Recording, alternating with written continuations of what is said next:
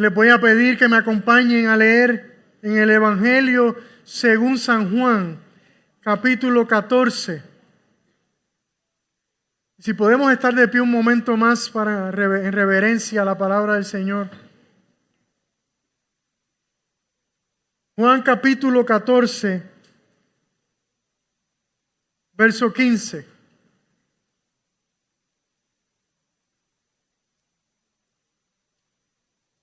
Gloria a Dios.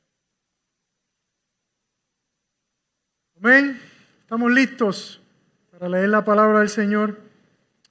Dice así: si ustedes me aman, dice Jesús a sus discípulos, guardarán mis mandamientos. Entonces yo rogaré al Padre y Él les dará otro consolador para que esté con ustedes para siempre, es decir, el Espíritu de verdad, a quien el mundo no puede recibir porque ni lo ve ni lo conoce. Pero ustedes sí lo conocen porque mora con ustedes y estará en ustedes. No los dejaré huérfanos, vendré a ustedes. Esto es palabra del Señor. Señor, damos gracias por tu palabra y te pedimos, te rogamos en este día, en esta mañana, que ella haga para lo cual fue enviada. Tu palabra no torna atrás vacía. Tu palabra es espada de doble filo que penetra hasta el tuétano y transforma. Hazlo una vez más en esta tarde, en este día, Señor. En el nombre de Jesús. Amén y amén. Pueden sentarse. Gloria a Dios.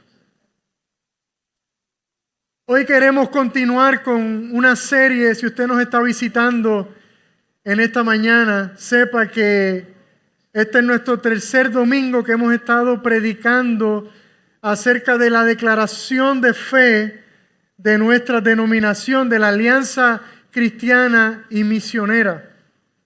Y para los que no saben, la declaración de fe es un documento muy importante, es casi, por decirlo, nuestro credo como aliancistas, donde colocamos los puntos fundamentales de nuestra fe. Y en el caso de la alianza tenemos 11 puntos fundamentales de nuestra fe. Y vamos a estar en las próximas semanas, vamos a seguir predicando acerca de ellos.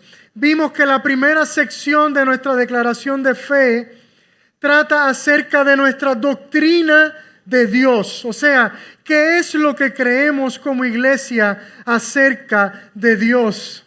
La segunda sección trata acerca de nuestra doctrina de Cristo, o sea, nuestra cristología.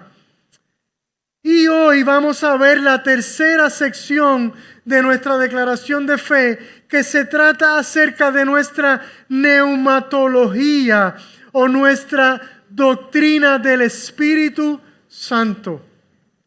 Si se fijan, las primeras tres secciones de nuestra declaración de fe tienen que ver ¿con qué? Con la doctrina de la Trinidad, la doctrina de Dios. Entonces, a la doctrina del Espíritu Santo se le conoce como neumatología, esa palabra de domingo rebuscada, porque la palabra griega que utilizan los autores del Nuevo Testamento es la palabra neuma. Neuma.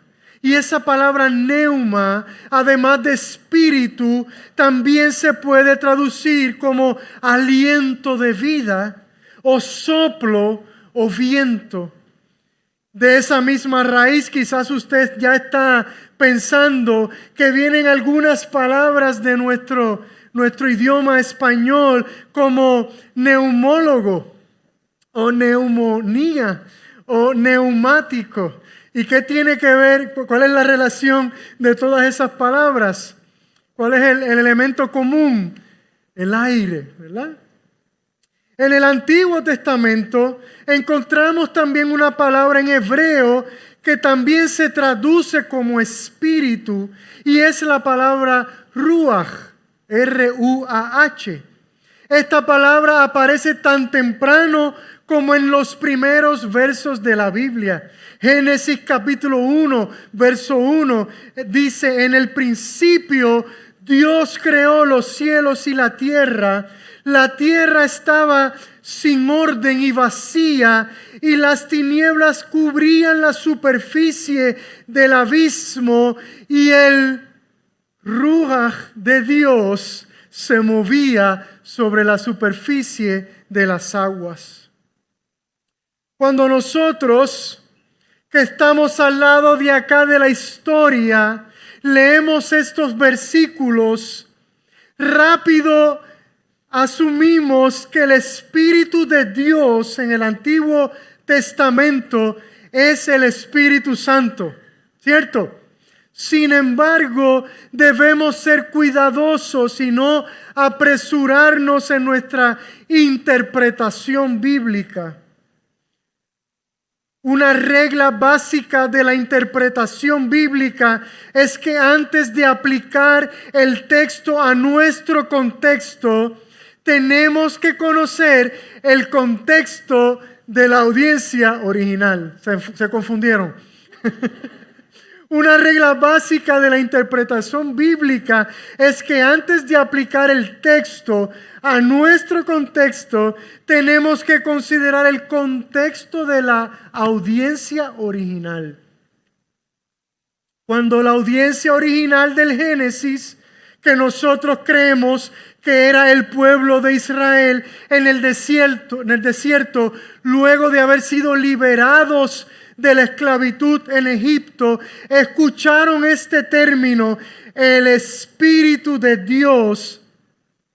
Evidentemente ellos no asumieron o entendieron que este era el Espíritu Santo como tú y yo lo conocemos.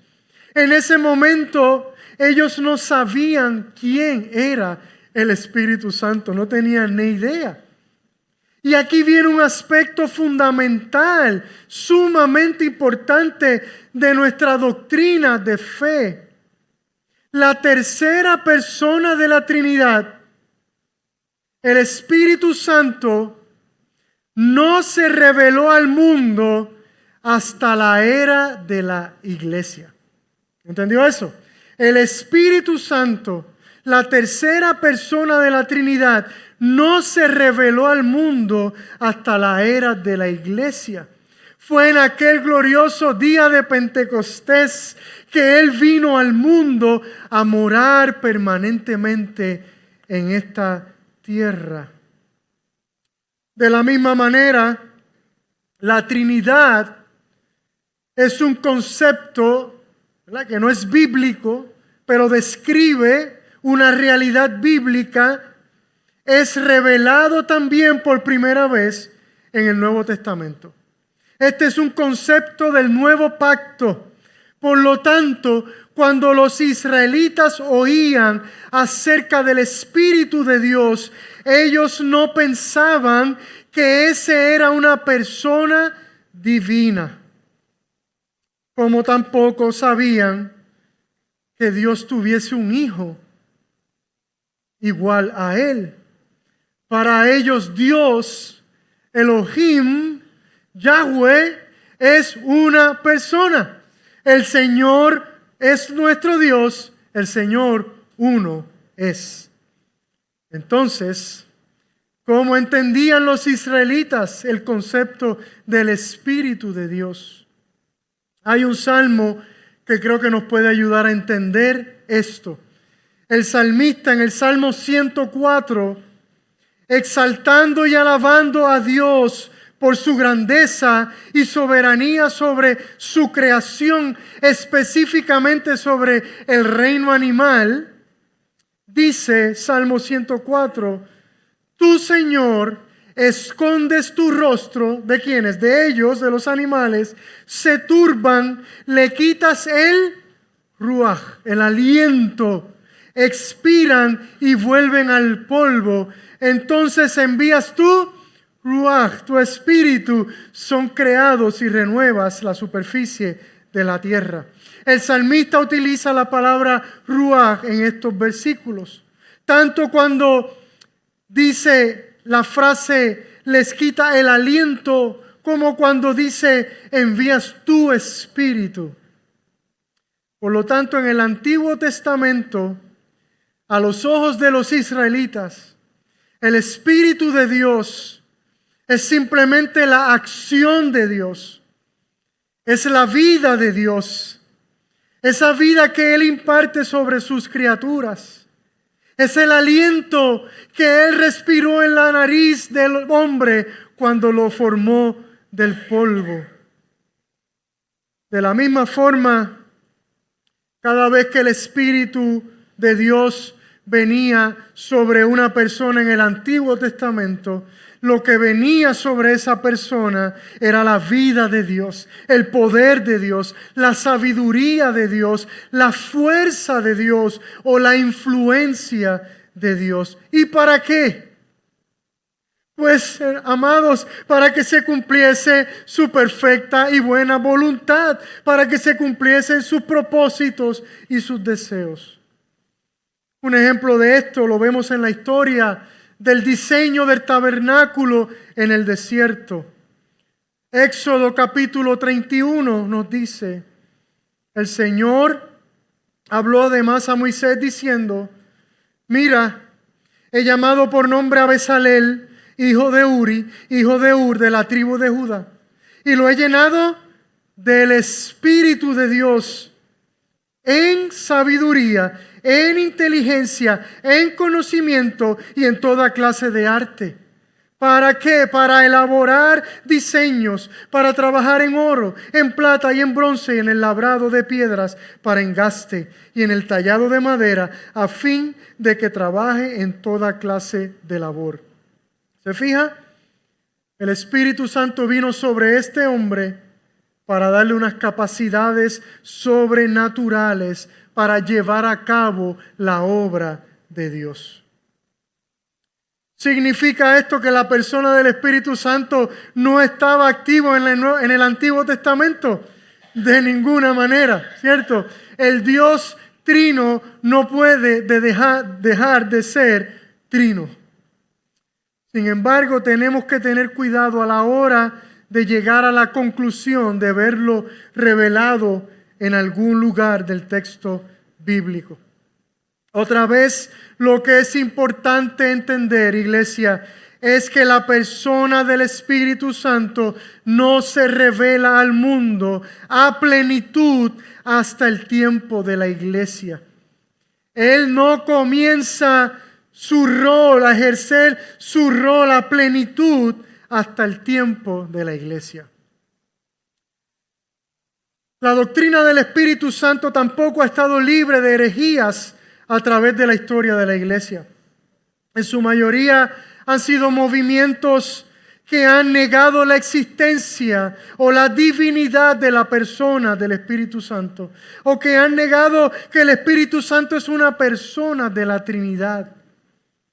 Otras han afirmado que el Espíritu Santo es simplemente la fuerza o la influencia de Dios, como si fuese el concepto del Espíritu de Dios en el Antiguo Testamento.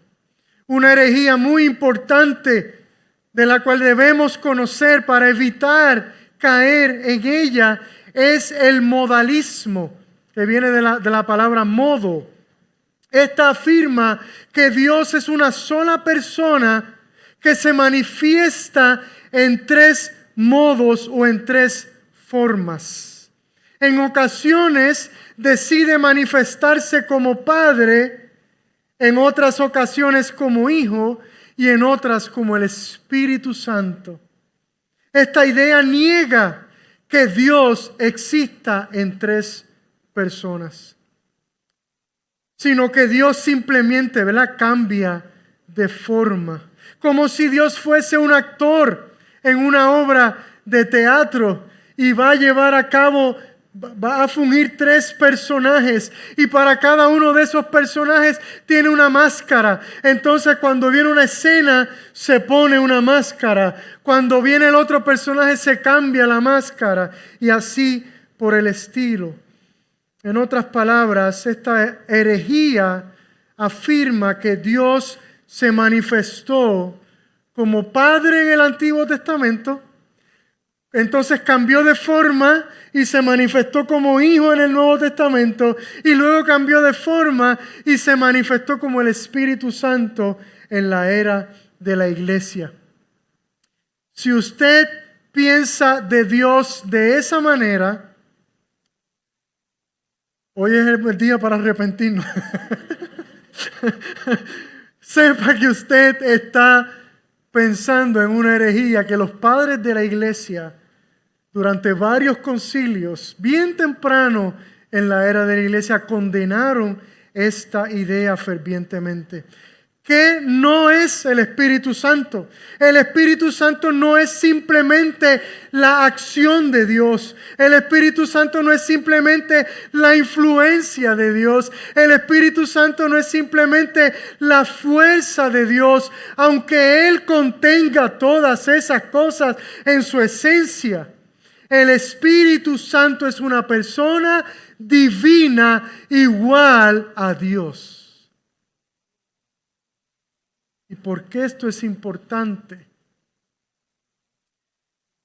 Yo no sé usted, pero para mí esto cambia el juego totalmente. Cambia el juego en la manera en que percibimos a Dios. Porque cuando afirmamos que el Espíritu Santo está en nosotros y con nosotros, no estamos diciendo simplemente que la acción de Dios está con nosotros, o que la influencia de Dios está con nosotros, o que la fuerza de Dios está con nosotros, sino que la persona misma de Dios está con nosotros. Quien está en nosotros y con nosotros es una persona real, auténtica, con la cual tú y yo podemos relacionarnos de manera personal e íntima. ¿No te parece eso maravilloso? Por eso nuestra declaración afirma lo siguiente: el Espíritu Santo es una persona divina, enviada para morar, guiar, enseñar, dar poder y producir su fruto en cada creyente. Él convence al mundo de pecado, de justicia y de juicio. Creemos que el Espíritu Santo es una persona divina que fue enviado al mundo con una misión. Y que éste tiene un rol tanto para la vida del creyente como para la vida del que no cree. ¿Me escuchó? El Espíritu Santo tiene un rol tanto para la vida del creyente como para la vida de aquel que aún no cree. Así que en primer lugar creemos y afirmamos que el Espíritu Santo es una persona divina, la tercera persona de la Trinidad. Creemos que el Espíritu Santo es Dios. Jesús le dijo a sus discípulos, repitiendo la lectura que leímos al principio: si ustedes me aman, guardarán mis mandamientos. Entonces yo rogaré al Padre y el Padre les dará otro consolador para que esté con ustedes para siempre. ¿Escuchó eso?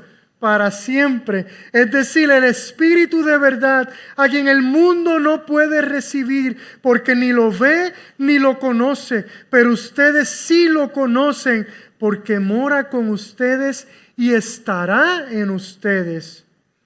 No los dejaré huérfanos, vendré a ustedes. Observe todas las frases que Jesús utiliza en estos versos, que se refieren a una persona literal.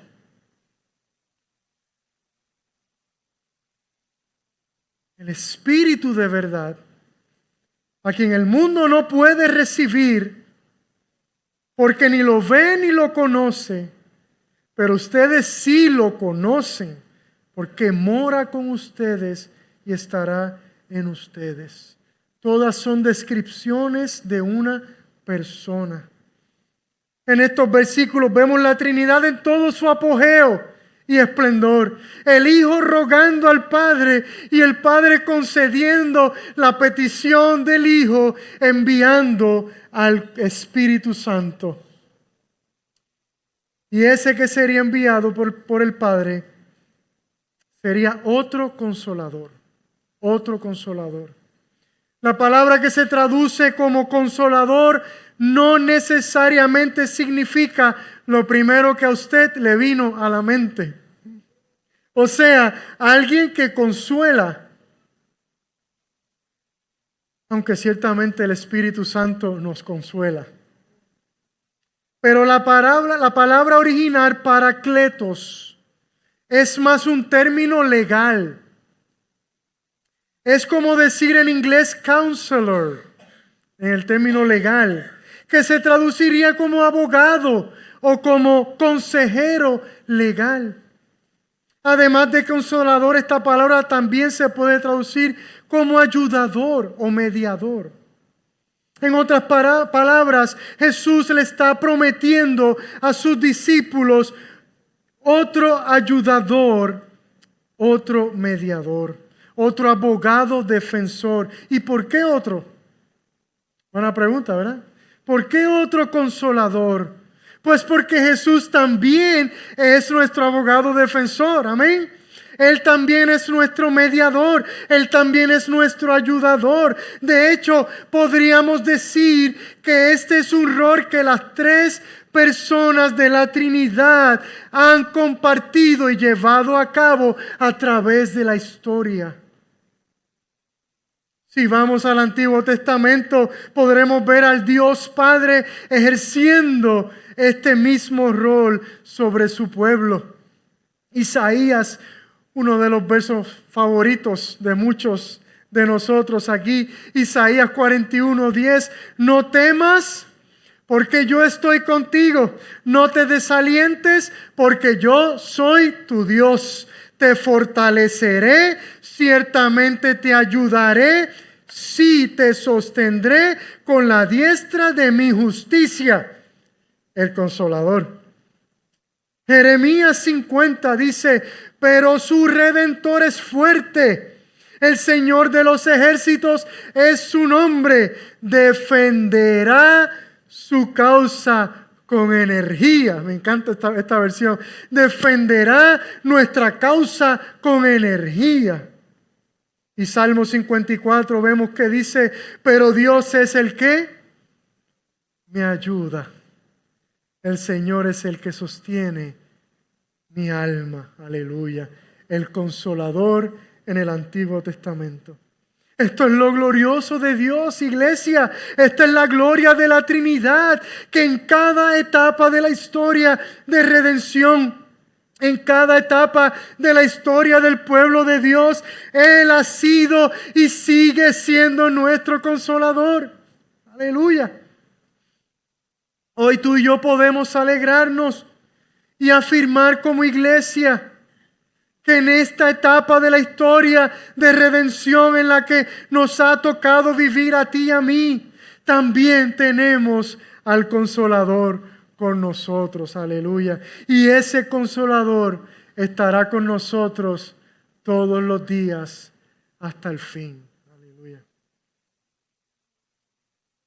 ¿Por qué necesitamos ayuda? Sería la pregunta. ¿Por qué un consolador? ¿Por qué necesitamos a un abogado defensor? Jesús le dijo a sus discípulos, si ustedes me aman, guardarán mis mandamientos.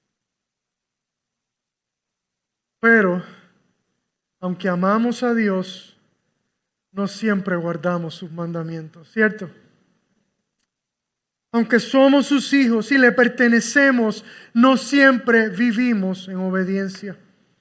Aunque esa es nuestra identidad, hijos amados por Dios, no siempre deseamos y anhelamos obedecer a nuestro Padre. Y cada día nos damos cuenta que erramos al blanco. Y aquí viene el glorioso y maravilloso rol del Espíritu Santo en la vida del creyente. Nuestra declaración de fe dice que el Espíritu fue enviado ¿para qué? Para morar, para guiar, para enseñar, para dar poder y para producir fruto en el creyente. ¿Qué te parece? Podremos alegrarnos y regocijarnos en este día por tener con nosotros al Espíritu Santo. Él vive en nosotros, Él vive en ti y en mí y nos guía y nos enseña y nos da poder y nos hace que produzcamos fruto. Fruto. ¿Qué más podemos pedir?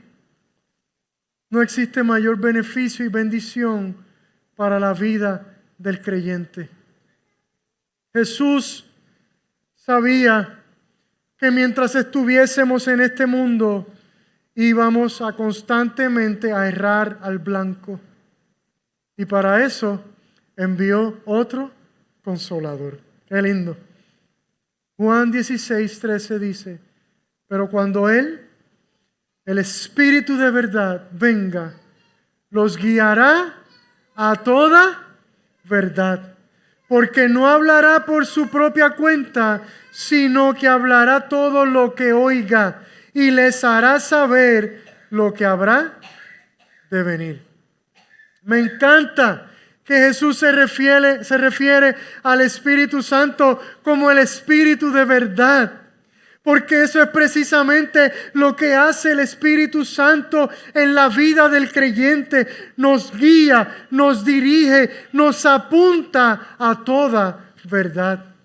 Es gracias al Espíritu Santo que tú y yo podemos leer la palabra y podemos entenderla y podemos aplicarla a nuestra vida. A veces hacemos cosas y las damos por sentado. Y no nos damos cuenta que muchas de las cosas, que la vida cristiana es una vida milagrosa.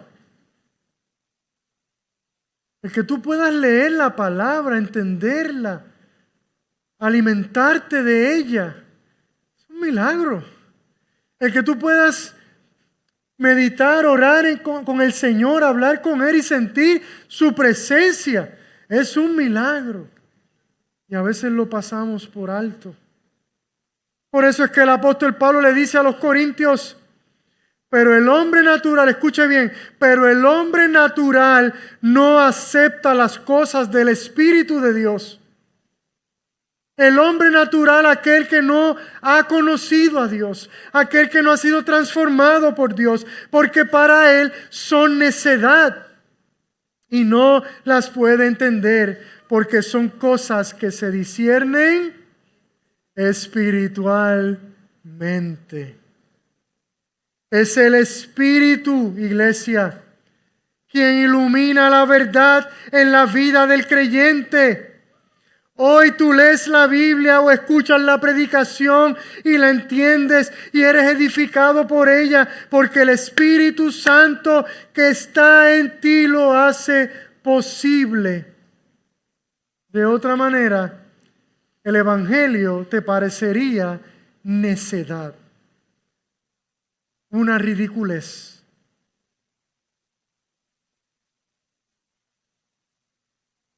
El Espíritu no solo nos guía a toda verdad, sino que también edifica a la iglesia. O sea, es Él quien hace que la iglesia prospere y sea fructífera. No son los eventos, iglesia, no es el programa, no es la elocuencia del predicador, no son los recursos de la iglesia, es el Espíritu. ¿Y cómo lo hace? Pablo le dice a los corintios, ahora bien hay diversos dones, pero el Espíritu es el mismo. También le dice, pero todas estas cosas las hace uno y el mismo Espíritu, distribuyendo individualmente a cada uno según su voluntad. Él vino al mundo, iglesia, no solo como nuestro consolador y guía, sino a repartir dones a la iglesia. Y los dones no son otra cosa más que capacidades sobrenaturales que Él imparte sobre sus hijos y sobre sus hijas para edificar su iglesia, siendo un ejemplo la predicación. ¿Sabía usted que el hecho de que yo esté hoy aquí parado frente a ustedes proclamando la verdad de Dios es un milagro? Y si usted me conociera más profundamente, más milagroso se daría cuenta que es yo estar aquí.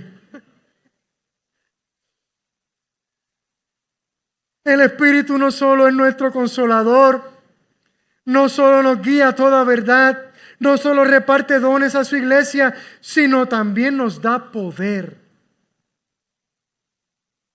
Hechos 1:8, nuestro verso en la alianza, decimos que somos una familia del final de los tiempos. Hechos 1:8.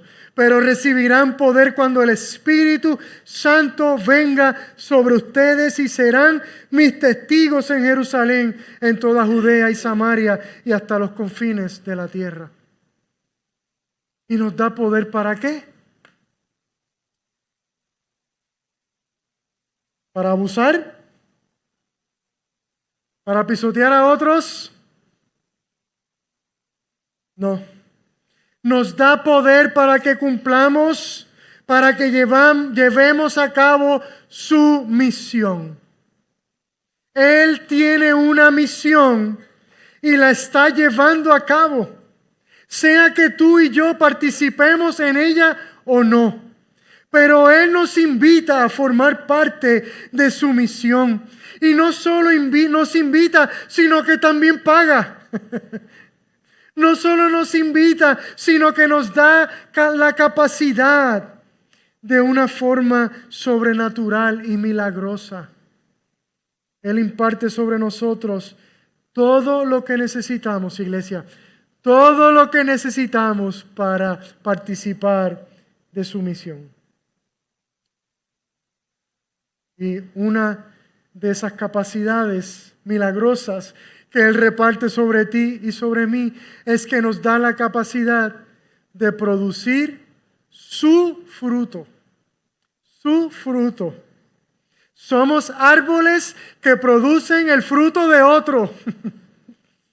Gálatas 5:22, pero el fruto del Espíritu es amor, gozo, paz, paciencia, benignidad, bondad, fidelidad, mansedumbre, dominio propio. Contra tales cosas no hay ley. Si eres creyente, el Espíritu Santo está trabajando constantemente en ti, podándote, nutriéndote, cuidándote, abonándote, hidratándote para que tu vida pueda producir su fruto. Fruto del que otros puedan beneficiarse. No solo en medio de la congregación, sino donde quiera que Dios nos ha enviado en este mundo. Su amor, su gozo, su paz, su paciencia, su benignidad, su bondad, su fidelidad, su mansedumbre y su dominio propio, saturando tu vida como un árbol en primavera cargado de fruto. Aleluya. Qué lindo se ven, ¿verdad? Un árbol de aguacate, preñadito de aguacates. Cuando la gente se acerca a ti, te pregunto, ¿pueden extender su mano y tomar un fruto? Tu vida atrae a la gente como un árbol frondoso lleno de frutos atrae a las personas, o tu vida las aleja. Finalmente, el Espíritu no solo vino al mundo a ejercer un rol sobre el creyente, sino también sobre el no creyente. Jesús le dijo a sus discípulos: pero yo les digo la verdad, les conviene que yo me vaya, porque si no me voy, el Consolador no vendrá a ustedes, pero si me voy, se lo enviaré. Y cuando Él venga, convencerá al mundo de pecado, de justicia, de juicio. De pecado porque no creen en mí, de justicia porque voy al Padre y ustedes no me verán más, y de juicio porque el príncipe de este mundo ha sido juzgado. Nuestra declaración de fe también afirma que el Espíritu Santo es el que convence al mundo de pecado, de justicia y de juicio. Si eres creyente, es porque un día el Espíritu vino a tu vida y te convenció de pecado, de justicia y de juicio. ¿Y cómo te convenció? Pues Él abrió tus ojos para que vieras cuán perdido estabas. Él abrió tus ojos para que vieras que estabas totalmente perdido en tus delitos y pecados. Para que vieras que estabas viviendo de espaldas a Dios y que tenías que cambiar de rumbo. Para que vieras que ibas directo a la perdición y a la muerte eterna. Para que vieras que el infierno es real. Para que vieras que era imposible salvarte a ti mismo por tus propias fuerzas. Para que vieras que un día el Señor regresará a juzgar a los vivos y a los muertos. Y que solo aquellos que han sido cubiertos por su sangre preciosa serán librados de la ira y del castigo de Dios, que es el juez justo. Por eso es que hoy eres creyente. Por eso es que hoy puedes disfrutar y experimentar el gozo de su salvación. De hecho, precisamente por eso es que nos reunimos cada domingo, para recordar juntos y celebrar que fue solo por su gracia y misericordia que un buen día nuestros ojos fueron abiertos y vimos su luz. Aleluya. Por eso nos reunimos el domingo. Y todo esto fue por la obra del Espíritu Santo de Dios. Aleluya. Esto no nos hace mejores que otros. Esto nos hace sentirnos más humildes y agradecidos. Aleluya. Por lo tanto, iglesia, hoy es un buen día. Amén. Para que como iglesia recordemos, reconozcamos, celebremos y honremos a la persona del Espíritu Santo de Dios, que gracias a su obra hoy estamos aquí. Amén. Y si estás aquí y aún no has sido salvo, te invito a que hagas esta oración corta pero milagrosa. Te invito a que repitas conmigo: Espíritu Santo, Espíritu de Dios, Espíritu de toda verdad, haz hoy un milagro en mi vida. Abre mis ojos, los ojos de mi corazón, para que pueda ver mi verdadera condición, para que pueda darme cuenta del rumbo que lleva mi vida, para que pueda ver que es totalmente infructuoso tratar de salvarme a mí mismo, y para que pueda ver que solo en Jesucristo hay salvación. Espíritu Santo, revélame a Cristo. Espíritu Santo, revélame a Cristo. Aleluya. Iglesia, ¿Por qué no me acompañas de pie? Y repetimos esta declaración juntos.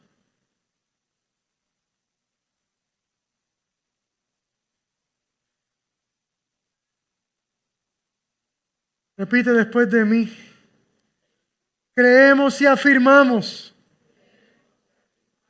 que el Espíritu Santo es una persona divina, enviado para morar, guiar, enseñar, dar poder y producir su fruto en cada creyente.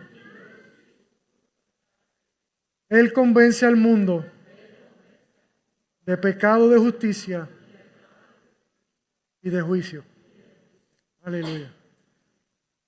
Acompáñame a orar. Creemos, Señor. Eso es lo que nos caracteriza como cristianos. Creemos. Creemos en el Dios Padre, creemos en el Dios Hijo y creemos en el glorioso Dios Espíritu Santo. Ese que está con nosotros y que está en nosotros. Ese que camina a nuestro lado. Ese que nos dirige, que nos enseña, que nos da poder. Ese que redarguye nuestros corazones cada vez que desobedecemos y que nos ayuda a regresar de vuelta a casa del Padre. Ese que nos da poder para vivir la vida milagrosa que tú quieres y anhelas que tus hijos y tus hijas vivan. Es el Espíritu Santo el que mantiene la unidad de la iglesia. Es el Espíritu Santo el que nos da poder para proclamar tu evangelio, tu maravillosa noticia de salvación.